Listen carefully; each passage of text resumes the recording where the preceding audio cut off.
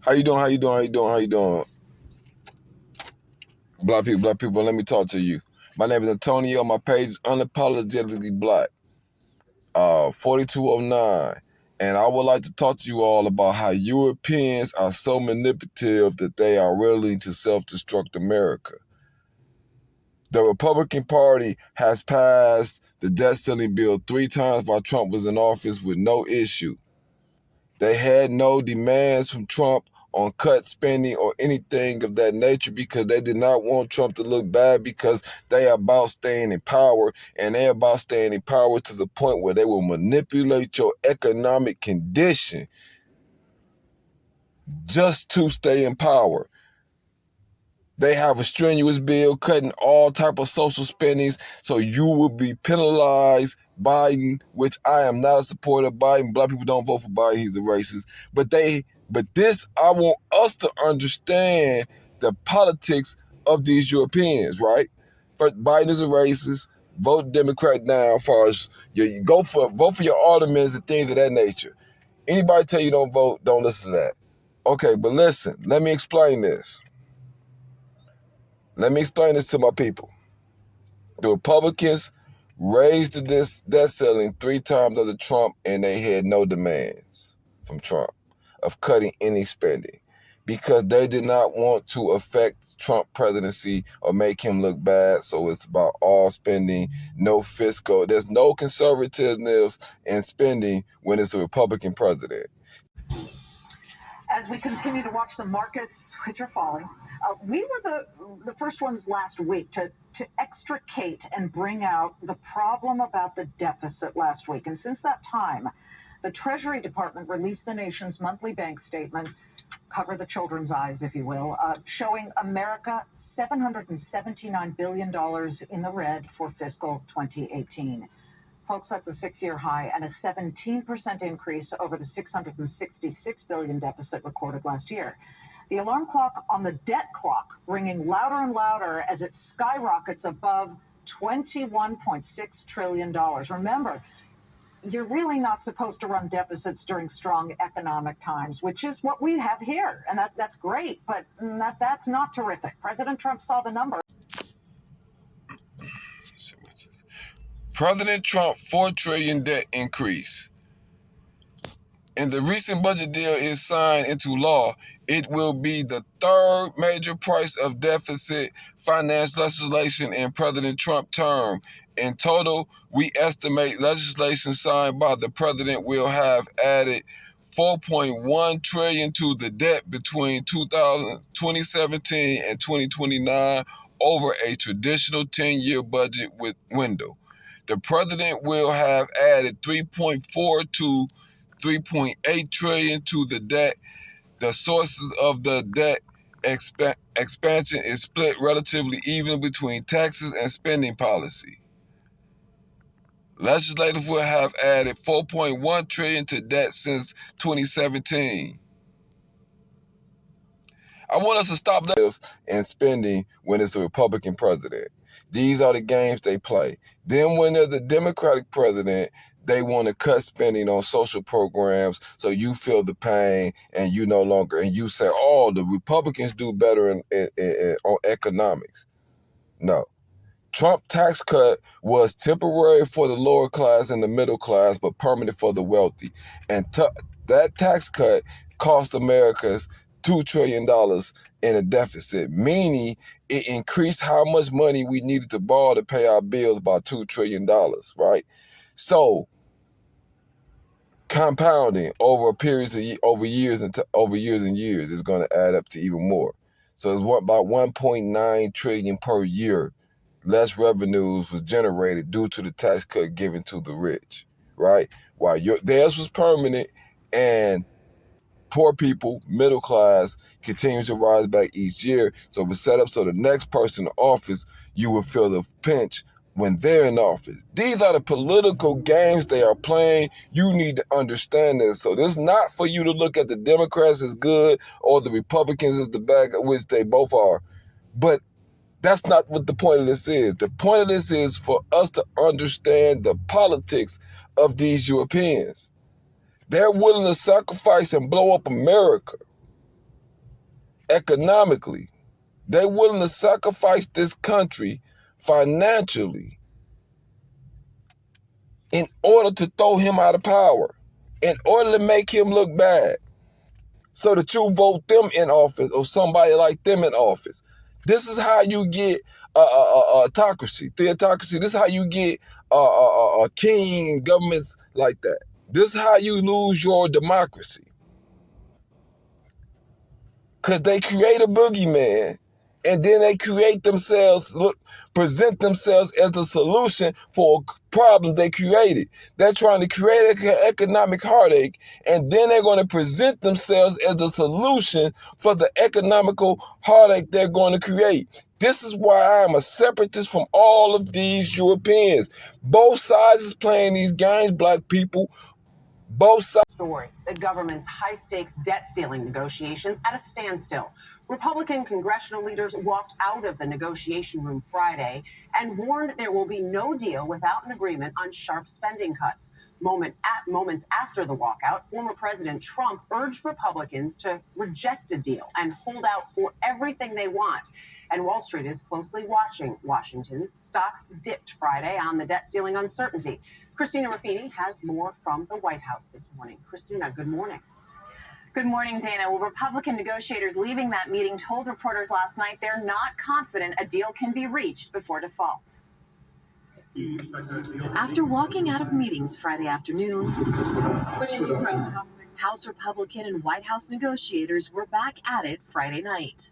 This wasn't a negotiation tonight. This was a candid discussion about realistic numbers, a realistic path forward. But that path is anything but certain. We took a pause because of the frustration that this White House will not acknowledge that they're spending too much. Appearing on Fox Business during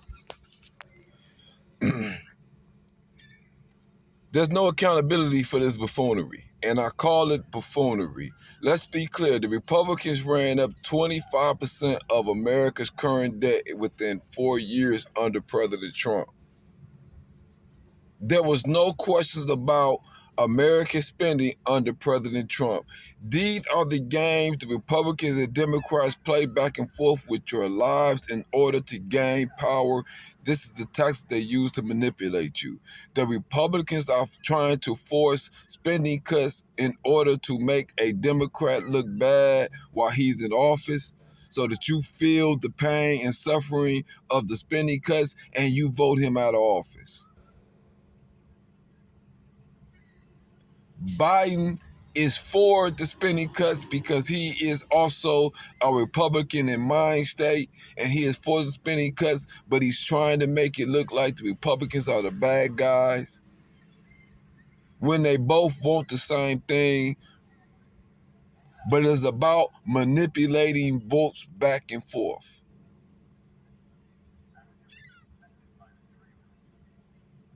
Let's be clear. This is how you lose your democracy. Because they create a boogeyman and then they create themselves, present themselves as the solution for a problem they created. They're trying to create an economic heartache, and then they're going to present themselves as the solution for the economical heartache they're going to create. This is why I am a separatist from all of these Europeans. Both sides is playing these games, black people. Both sides. But I am not a person who say don't vote. It's the reason why I say don't vote. If you saying, oh, my vote don't count. If I told you to shut the fuck up, would you listen or would you be offended? So white people telling you to shut the fuck up and not counting your vote, you're listening, you're shutting the fuck up, and then you're promoting to other black people to shut the fuck up?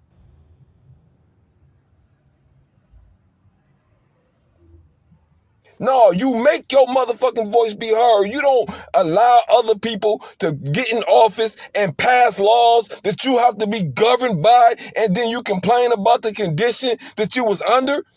You demand your voice be counted. You learn the system. You understand what gerrymandering is. Then you go and you fight and you demand that they stop that garbage.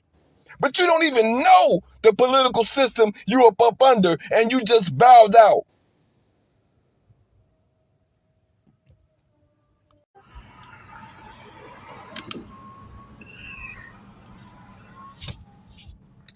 reason why your vote don't count is because you're not voting as a collective. You're not voting for the common good of your people. You're trying to vote for your individual benefit. This is why your vote don't count, because they get drowned out when them white people voting as a collective.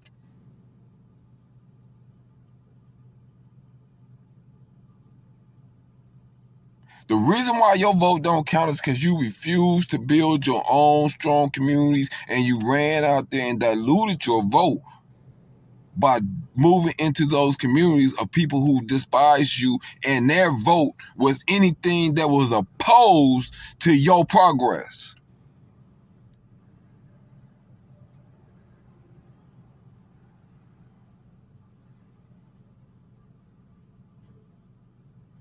But this economic game that they're playing with the debt limit, you're going to feel the wrath of it more than anyone, black people.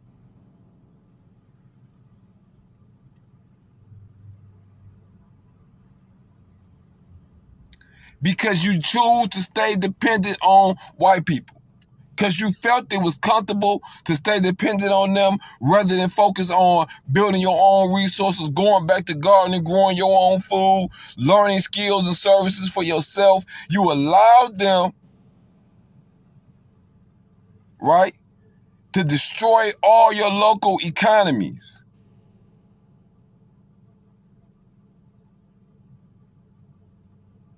To create nothing but big conglomerates. And now you dependent on those large conglomerates for your employment and your livelihood. But they're so large and such a big conglomerate that you allowed them to progress and grow to be, and you continue to support, that your voice means nothing.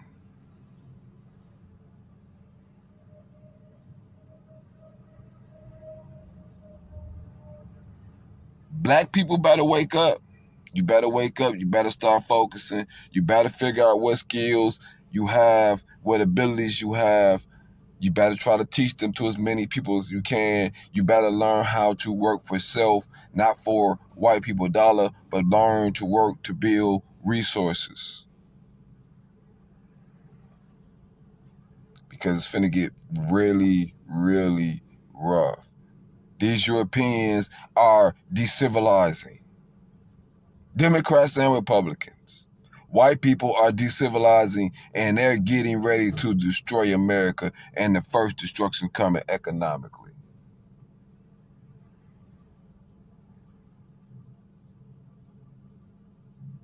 The mask is coming off. They can't pretend to be you anymore.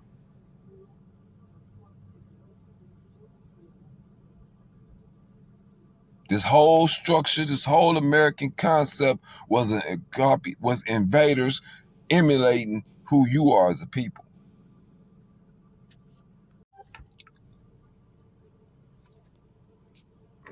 Now I know with all this madness, a lot of black people say, why vote?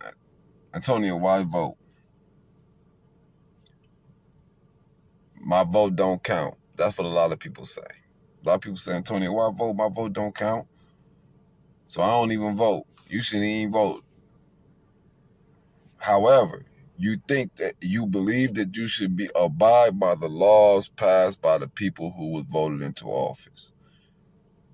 You are subjugated to those very laws and policies that they are enforcing on you. So you're going to accept their rule. You're accepting their rule over you. You're accepting the rules and policies they are passing and putting into place that are harmful to your children. Now, if I told you to shut the fuck up, you would take that offensive. But white people tell you to shut the fuck up. You shut the fuck up, and then you promote that other black men go shut the fuck up.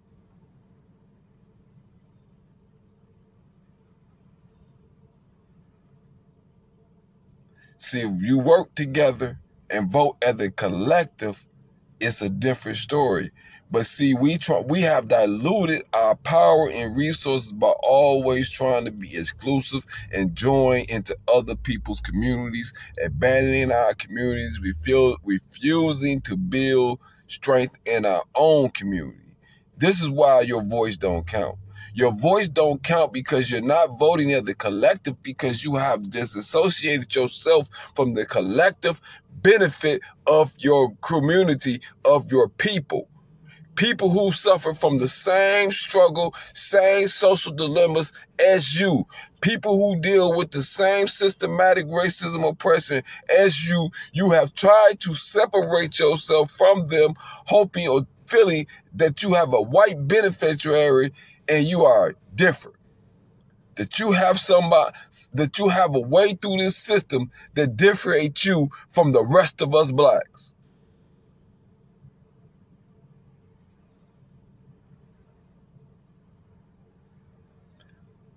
But them Europeans could quickly remind you how delusional you are. No matter how ambitious you are, no matter your skills, your abilities, you're going to watch them place roadblocks in your way. You're going to watch their insecurities come out. So my thing to black people is to learn to become more self-sufficient. Learn to become producers, build in your community.